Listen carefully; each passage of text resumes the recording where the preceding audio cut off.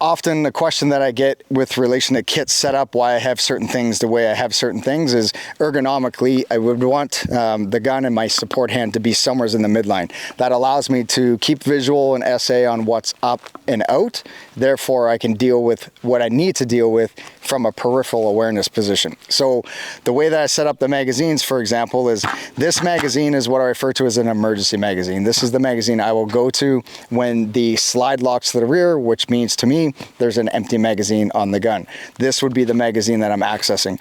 When we access the magazine, what you'll notice is the orientation of the bullets in relation to the magazine carrier. As we grasp onto it and load the magazine onto the gun, the bullets are positioned in a manner to be effective. And a little detail that sometimes people overlook is once we access the magazine to load the gun, rather than staring at the magazine, focus on the magazine well. And ergonomically, the efficiency of reloads will be less labored than if we're looking at the magazine itself. So we bring the gun into our visual awareness, so peripherally I can see the magazine well. Glance down, just a quick glance to ensure that the magazine is seated properly, and then now we can carry on with an efficient load. Secondly, is if this magazine is out of the equation, and then now we're thinking about how to access that next magazine. If we invert our support hand thumb a little bit in terms of reaching for the belt buckle as an analogy, and then sliding the hand back, as we slide the hand back, we will ergonomically grasp onto that magazine that is in our carrier that needs to be efficiently loaded into the magazine. And then what's referred to as stacking the mags is when you're training, your magazines are going to run empty, right?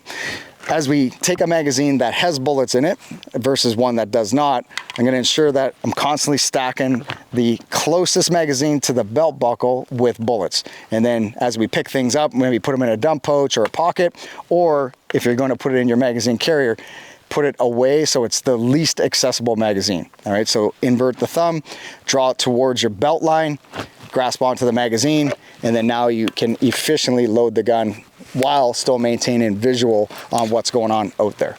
All right, so try those tips out, guys. Orient your bullet ends facing forward, so towards the belt line. That way you don't inadvertently have the magazine twisted, and when you draw it, now you're in a position that it's just not going to go, and we have to mess around with the grip in order for the magazine to be loaded properly. All right, so try those things out, guys. Little tips that may help you with the efficiency of reloads.